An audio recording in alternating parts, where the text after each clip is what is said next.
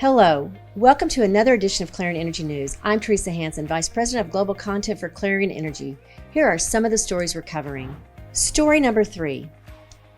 Pacific Gas and Electric was fined $4 million for the deaths of 84 people killed in a Northern California wildfire ignited by its electrical grid.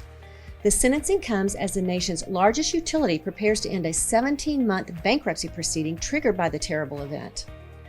The judge presiding over the hearing rebuked PG&E for its callous disregard for human life and pointed out that if an individual had confessed to the same crimes, that individual could have received a sentence of up to 90 years in state prison. But as a corporation, PG&E cannot be imprisoned, so the judge issued the maximum fine allowed by California law.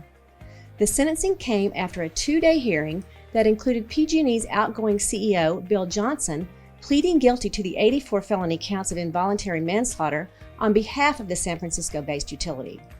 Although PG&E has been in bankruptcy since early last year, the penalty won't leave a big financial dent, given that the utility brought in $17 billion in revenue in 2019.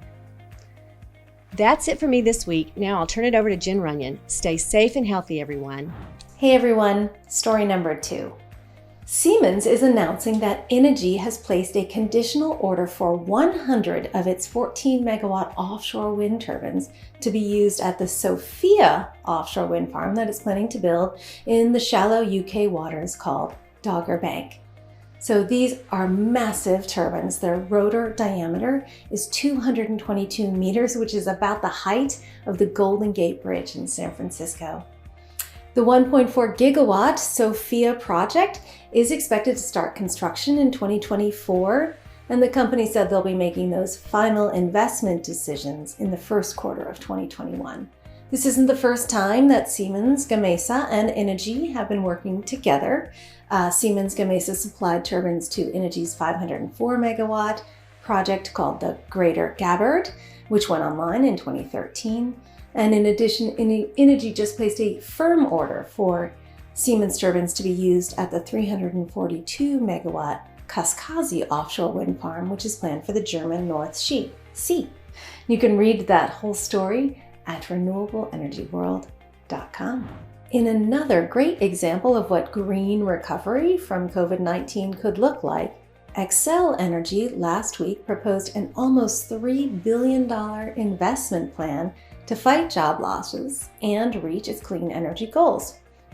The Minnesota utility put the plan in front of regulators, calling it one of the largest packages of energy investment projects in state history.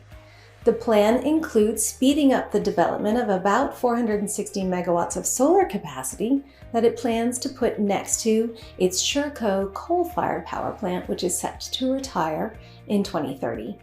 Xcel said that move would create 230 to 350 union jobs.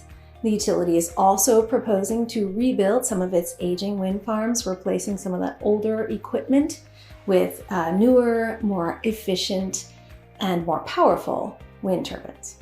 Energy conservation and efficiency programs would also be expanded, including direct rebate payments to customers who are struggling to pay for new equipment. Xcel proposes to spend twice the state requirement on assistance programs for low-income customers. Additional investments would focus on transmission, distribution, natural gas, and electric vehicles, including building EV charging stations for fleets and the public. In the announcement, the president of Xcel, Chris Clark, said that utility is in a strong position to create a pipeline of jobs by moving forward with projects across the state that will accelerate economic growth and its clean energy goals. You can read that whole story at power-grid.com. And a reminder to all that we are hard at work planning both virtual and live in-person versions of our events, PowerGen, HydroVision, and Distributech, and you can visit the event websites directly to see all the latest announcements. That's all I have for you today. Thank you for watching.